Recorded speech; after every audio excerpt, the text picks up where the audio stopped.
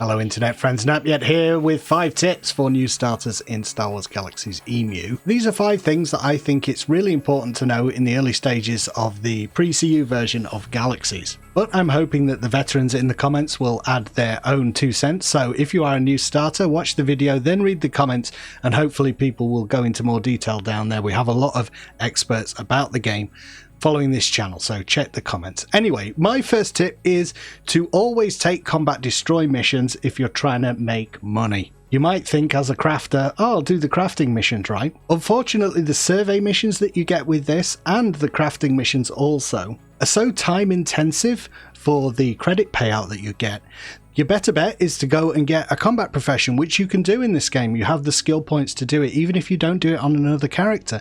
You can do it on your crafter at the start and run some combat destroy missions. They are by far and away, of all the mission terminals in the game, combat destroy missions pay out the most for time invested. Even for entertainers, I believe. Now, I need entertainers to fill in the comments for me, but I don't think that many entertainers take these entertainer missions. You have to take them, there's some for dancer, some for musician, and you have to perform for 10 minutes. The thing is, the quickest way to get XP as an entertainer is to stay in place, running a macro, and performing for long periods of time. So, if you have to constantly go away to get a new mission, then that macro is not doing its work for you. So I imagine these are not used very much, but entertainers, please do let me know in the comments. There are also explore mission terminals. I don't think these are even as fast either. You have to go out and find certain creatures and spot them for the mission. But again, they're not as fast as destroy missions.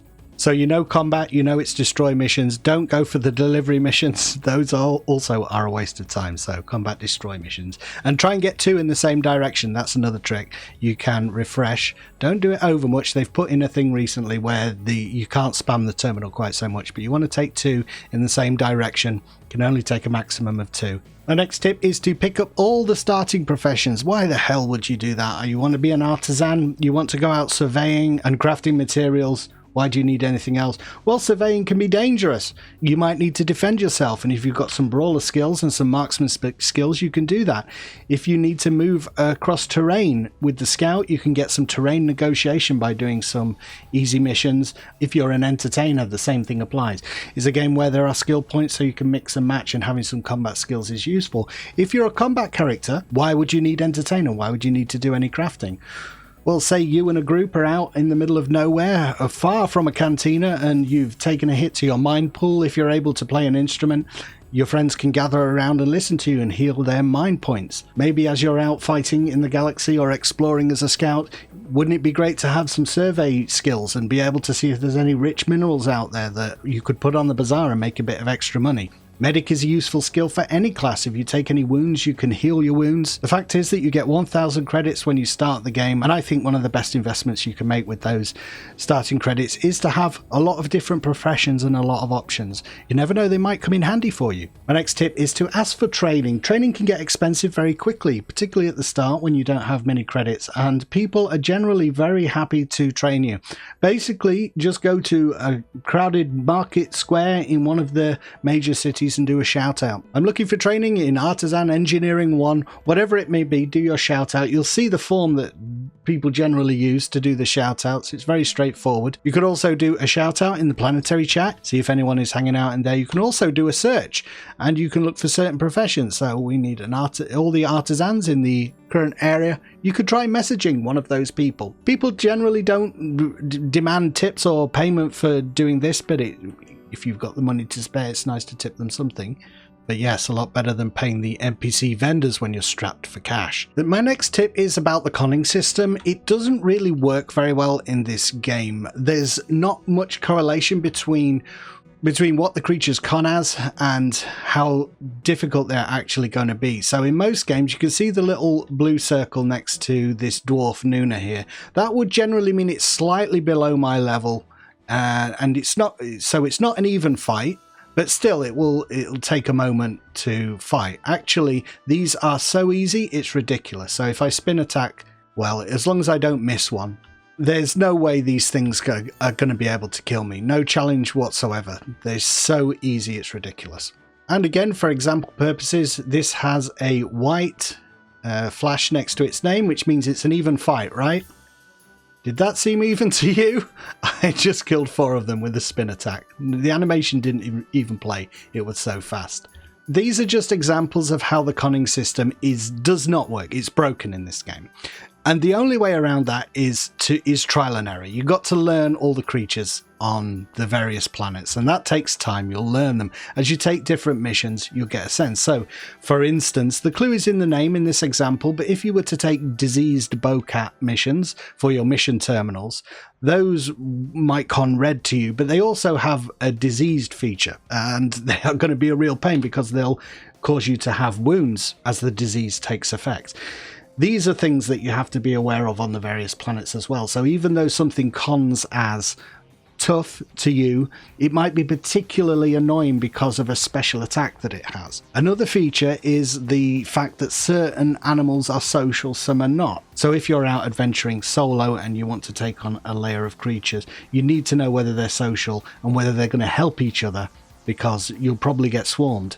If they are social, again, the mission terminals won't tell you that. The only way to know that is through trial and error.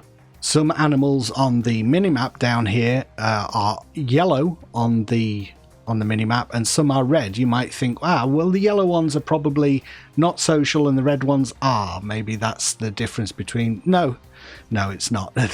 All it means is that the yellow ones won't generally attack you on sight and the red ones will. But there is still a chance that if you attack some yellow mobs on your radar, they may be social, they'll help each other. So pack animals, for instance, can sometimes help each other. And then you might fight some red creatures that are just going to watch all their friends die. As I say, there is no way to know. You've just got to trial and error on the various planets. So bear that in mind. That's my tip. It can be confusing. Basically, you're trying to figure out some underlying logic to the conning system, to how do I find out what certain creatures can do. There's no way to know. It's just experience. And my final tip is just to leave the exotic planets until later, particularly if you are thinking about doing artisan. I was thinking I would have to go to Locke, I would have to go to Dathomir or something to get the decent minerals and things. In this version of the game, I've actually found that you can get by crafting your items to a large extent with the minerals that spawn on Corellia, Naboo and Tatooine. So I would say don't worry about drumming up the cash for these credits to go to the exotic planets. They are, they're more dangerous, but also it can cost thousands to get a ticket, and that's expensive when you first start. So don't worry, just focus on those core planets. They're only like 400 or 500 credits for a ticket over to Naboo to see if there's a different kind of steel there. And also with your training missions, you don't have to go to Dantooine early on. You will be getting more difficult missions on the starting planets as you go up in level. So you don't have to worry about going to those far-flung worlds at the very start. Once you start needing the much greater amount of XP for the advanced professions, Terras Cassi and all the riflemen and stuff like that, you will have to go to those planets and start